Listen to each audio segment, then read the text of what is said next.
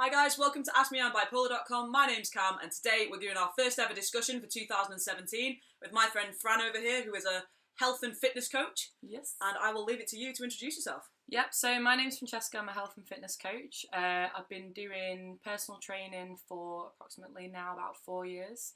I've been in the fitness industry for 5 years. When I was 21, my mum got diagnosed with Huntington's disease. This was a big battle through most of my 20s. And obviously from this, I became a personal trainer. I felt that I could educate people, that I could share knowledge with people. And for me, fitness health coach describes me better because it's all about every aspect of fitness. It's not just about the exercise and looking good. It's internal. Okay, so what we're going to be doing is we're going to be doing a 4-part series with Fran over here, and we're going to be looking at depression and health and fitness. We're going to be looking at mania, hypermania, health and fitness. We're going to be looking at medication, health and fitness. And then today is pretty much just going to be a general talk about what we can do, how it's going to be, and basically introducing you to the world of Fran. The world. So you actually have your own website as well, don't you? You create your own fitness programs. Yeah, so at the moment things are kind of underway. So I've got an app which I do certain packages for. I do online training, loads of different things with the app. It's very easy, very simple. So anyone across the world can use anyone your across services. the world can use my services now. This is why I've launched these things, so I can reach out to even more people. My first blog will actually be about how exercise helps mental health as well, because that's why I got into it and that's close to my heart. Okay, so tell me a bit about that then. How does it help? So like I find that for my anxiety side of things, I need to work out. If I'm not doing something physical, my brain just runs away with me. So what can you tell me about sort of like the benefits then of fitness and working out, and you know, what the kind of things that you do in the gym, how does that affect your mind? Okay, so when we exercise, whenever we're active and we're doing some recreation of sports or any kind of exercise, we release endorphins, which run through our body, run through our nervous system, and they actually give us, have you ever heard the saying, runner's high? Yeah, I have actually. Yeah. I've never reached that yet. I've been told that if you run for long enough, you suddenly get to a place where it's like really blissful. Yeah, so it's similar to that. I just sweat and it hurts. Totally. Me too, knees battered, everything. So it's not all about running, it can be anything that you're interested in. Any kind of exercise is good, okay? Because the endorphins get released and they go into receptors in our brain. And what that does is make us feel really happy. So exercise is really good for anyone that's living with any kind of mental health problem. Okay, so if I'm saying at the moment, so it's January now, I'm assuming now's the time when a lot of people have sort of overeaten at Christmas, and if you're anything like me, I get a bit of SAD as well, so I've got a really low motivation to go to the gym. I'm struggling sort of, I know I need to exercise, and I know I need to do stuff, and I'm getting that kind of like little bit of a depressive, it's not an episode, but it's kind of like a dip. Like, what advice would you have sort of like to get back into it, sort of? Me, even as a health coach, you know, I have dips. I'm human as well. We all have them. It's winter, it's bad weather. It's normal to kind of get a bit down, should we say, down in the dumps. So what I'd suggest you do is start little bits at a time. So if, for instance, you're not doing any exercise at the moment, I'd recommend just in the morning, getting up, you know, just doing 5 press-ups. Okay, then What if you can't do press-ups?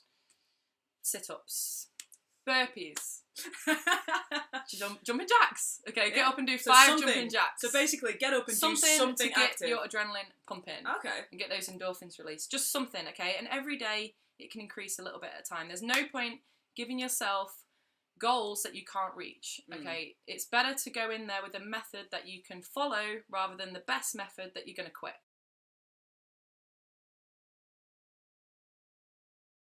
Your body has 2 states, which is alkaline and acidic, okay? Okay. When your body's in an acidic state, you'll notice you feel very groggy, very tired, very like drowsy, moody, grumpy. And a lot of people go to the doctors thinking this is depression. It's not depression. It's your diet and your lifestyle. And your body's in an acidic state, okay? Then you have alkaline. When your body's in alkaline, you'll notice you feel alert, you feel chirpy, you feel better. You don't feel like anything's dragging you down. So the first thing I would suggest for anyone to try and get their body in alkaline state is to have a warm water with a slice of lemon in the morning before anything else. Why warm? Warm water in the morning kickstarts all your organs anyways without the lemon, yeah? So it's a really good thing to have because it gets everything working, everything just wakes up and starts going. I can obviously get more specific with that, you know, down the line, but that's the basics of it. So when you have lemon in there, lemon is an acidic food, but when it hits our bodies, it becomes alkaline. So it's the most alkaline food supplement we can probably have. So warm water with lemon first thing in the morning. Do that for 2 weeks. Tell us how you feel. I guarantee you'll be feeling better.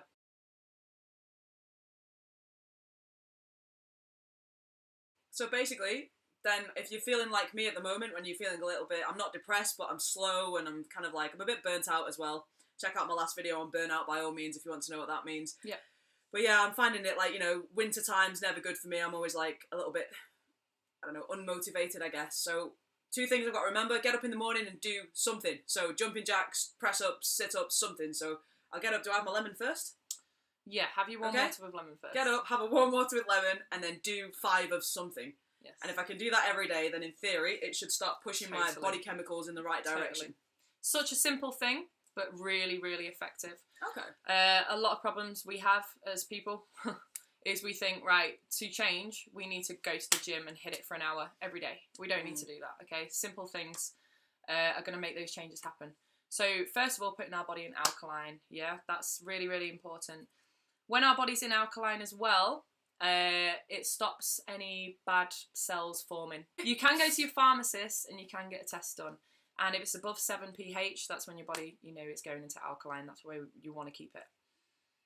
Right. Okay, so this all helps mental health as well. I like it. Yeah? Yeah. Do you like it? That's quite interesting, actually. I didn't know that. Didn't know that at all. Okay. And I'm going to start this hot water and lemon thing. Totally need to do it. I thought you would know that. Well, I have water in the morning. I've got a little chart in my kitchen. It's got like 8 glasses of water on it. So I tick it off as I go along because I try and keep up with my 8 glasses of water. But I've never heated my water. I never thought about that. Water. Believe it or not, if we have cold water, it's really damaging to the body. What? Yeah. Why? Especially if you're in a hot country. It's amazing. Genuinely, it's really good. Warm water is seriously really, really good. I did not know that. I've never drank warm water. It's really, really good. I mean, I've had it in tea and coffee and stuff. Yeah, that's why herbal teas are so good as well. Because it's warm water.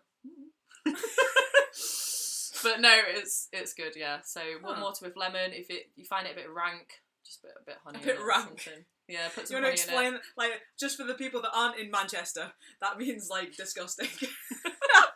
If you're watching this video and you're after some sort of, like, plans for things, you want to sort of motivate yourself, get yourself sorted, she is your girl. I am. So you can contact us on askmeoutbipolar.com or on her website, which will be in the comments below. Yes.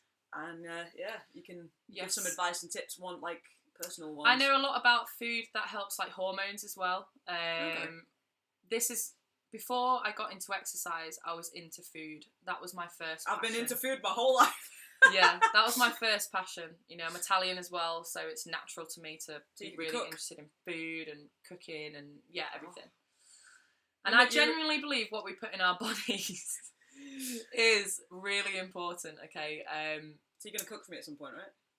Yeah, if you really right, guys, watch that on camera. Witness, right? I've just been offered She's going to make me sign something now after this. Oh, it's on video evidence. Okay, video. more than a signature. So, like, as I used to be 18 stone, what advice would you give to me to sort of get me sorting out my fitness, basically? I mean, the reason that I went to 18 stone was because I started on the Seroquel. Now, at the time, Seroquel is the quetiapine, which is my bipolar medication. So I started on that, and I was on, I think, it was over 300 milligrams anyway. And one of the problems with that medication is it makes you a little bit insulin resistant, which means your body doesn't process fats properly. I've got something for that. Because of that whole situation, and because obviously the mental health side of things, you know, I was feeling the depression at the time as well. So I didn't move. I ate everything in sight, and the medication just didn't help because it made me groggy all the time. It's a sedative. Yeah. So I was feeling like I was sedated, didn't want to move. And I was getting fatter and fatter and fatter. So I got to 18 stone in the total, you know, in the highest weight I've been. Wow. So what kind of, like, you know, there's got to be people out there that are in a similar situation. Yeah. What kind of things can we do just to start off with? Well, the gym, I understand can be intimidating, especially if you've never been in one before. Okay.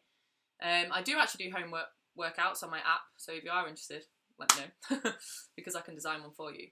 But I would say, to start with, before even you think about the exercise, is the diet is going to have a massive play. So you can help your insulin levels with cinnamon. Cinnamon? Yes. I love cinnamon. Cinnamon.